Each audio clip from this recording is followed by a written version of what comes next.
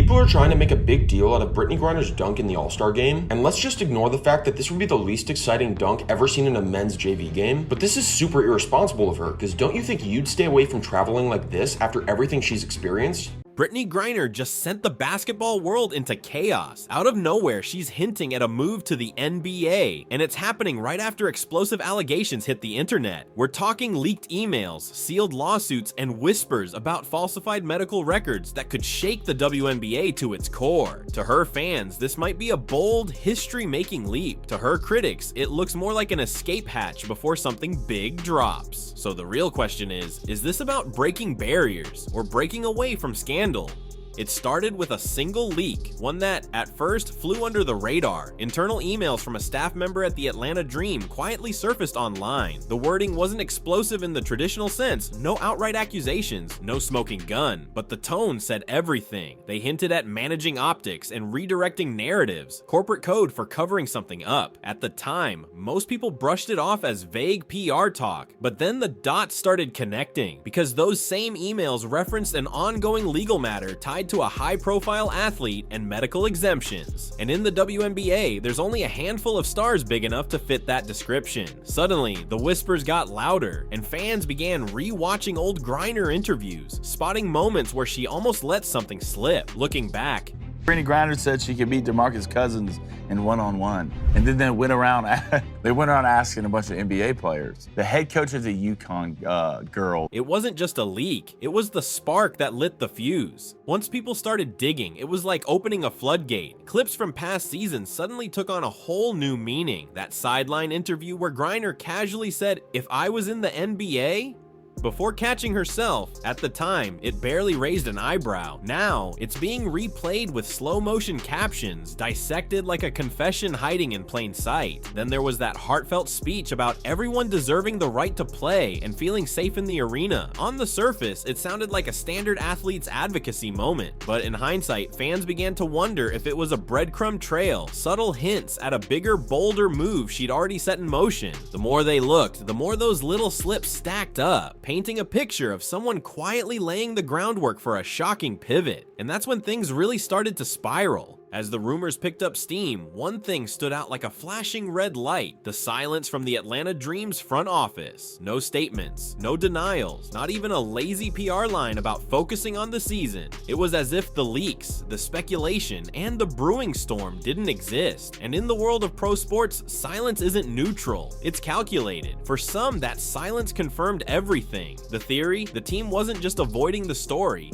they were distancing themselves from it, and the fans noticed. Message boards lit up with theories that the Dream, and maybe even the WNBA itself, were done shielding Griner from the fallout. If that's true, it means something much bigger was happening behind the curtain, something they weren't willing to put their name on. Then came the move that turned quiet suspicion into full-blown drama. Out of nowhere, a former WNBA teammate, someone who had been in Griner's circle for years, hit the unfollow button on every platform. No announcement, no explanation, but it didn't stop there. Hours later, she reposted a cryptic story that read, "When the truth hits, they always pivot like it was part of the plan." That single line detonated across social media. Reddit threads exploded, NBA TikTok went into overdrive, and old clips of Griner's interviews started resurfacing with brand new context. Suddenly, the conversation wasn't just about her rumored NBA move, it was about what she might be running from, and why people closest to her were quietly cutting ties. If the teammates' betrayal lit the match, the lawsuit was the explosion. Buried deep in those leaked internal emails was a claim that Griner's camp had been scrambling for months to bury certain documents tied to a pending lawsuit in Phoenix. On the surface, it sounded like routine legal trouble, until people started digging. The suit allegedly names a high-profile women's athlete, widely believed to be Griner, in connection with falsified medical records from a 2022 injury exemption. That exemption didn't just sideline her, it reportedly unlocked bonus payouts she otherwise wouldn't have qualified for. In other words, it wasn't just a convenient break from the court, it might have been a payday. When fans connected those dots, the narrative shifted from WNBA star-switching leagues to, is this a calculated escape before the real fallout begins? The league's silence only made it worse, leaving the impression that something much bigger was hiding under the surface. To understand why the WNBA hasn't rushed to defend Griner, you have to look at the cracks that have been forming for years. Ever since her return from Russia, the league publicly embraced her. Highlight reels, heartfelt tributes, and media campaigns painting her as the face of resilience. But behind the scenes, insiders say the mood was different. Some players felt she was being over-promoted despite uneven on-court performances. Others believed the constant media spotlight on her was creating quiet resentment in locker rooms across the league. So when whispers of the lawsuit started circulating, the WNBA's top brass didn't step in to shield her. No press conferences, no damage control, no pushback against the leaks. They just went silent, a silence that spoke louder than any official statement. It wasn't just indifference. It felt like the league was ready to let her sink or swim on her own.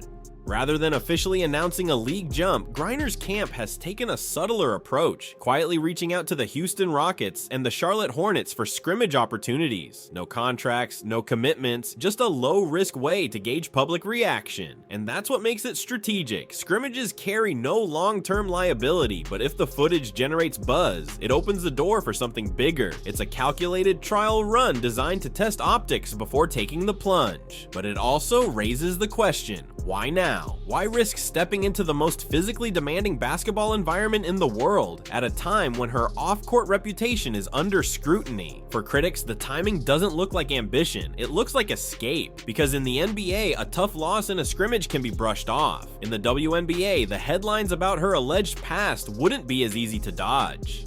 At the surface, Brittney Griner's rumored shift to the NBA might look like a bold career gamble, a shot at making history, but peel back the layers and it feels less like a leap forward and more like a strategic retreat. The sealed lawsuit, the leaked emails, the sudden silence from the WNBA, and the perfectly timed media rollout all point toward a bigger story hiding in plain sight. This isn't just about where she might be playing next season, it's about what she's leaving behind and why no one in her current league seems eager to stop her.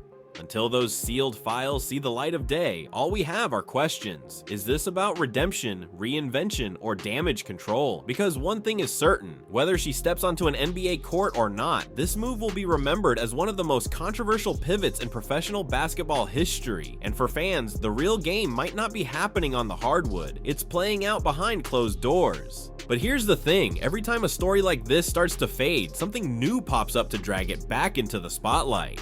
Just last night, a so-called insider account on X posted what they claim is a snippet from a private group chat involving former teammates. In it, someone hints that the real reason for Brittney's NBA push has nothing to do with basketball at all, and everything to do with paperwork that can't see daylight. Whether that's true or not, the timing couldn't be worse for her image. Meanwhile, sports talk radio is having a field day. Half the hosts are calling her move the boldest jump in women's sports history, while the other half say it's the most transparent PR stunt of the decade. And in between those extremes, you've got fans dissecting every facial expression, every cryptic caption, every deleted post from her inner circle, like amateur detectives trying to crack a case the league won't even admit exists. Then there's the question nobody wants to say out loud. If the lawsuit is really as explosive as some whispers claim, could it actually pull other WNBA players into the fire? Because if those documents involve medical exemptions, contracts, or bonus structures, there's a chance this isn't just Brittney's problem. This could be the thread that unravels the sweater for the entire league. And while all this is brewing, the NBA hasn't exactly closed the door. There are rumors that certain executives see the chaos as a marketing goldmine. Imagine the headlines, the TV ratings, the ticket sales if Brittney stepped onto an NBA court, even for a preseason game. It wouldn't just be a sports story, it would be a cultural earthquake. But if that happens, and if the WNBA really is cutting her loose in a way that looks clean to the public, then we might be witnessing one of the most strategic exits in modern sports. An exit so calculated, so perfectly timed, that the real truth stays buried forever. And maybe that's the real play here. Maybe the NBA isn't the endgame at all. Maybe it's the safe house, the distraction, the place you go when the storm behind you is too big to face. The kind of move where everyone's staring at where you are now, and nobody's watching what you left behind.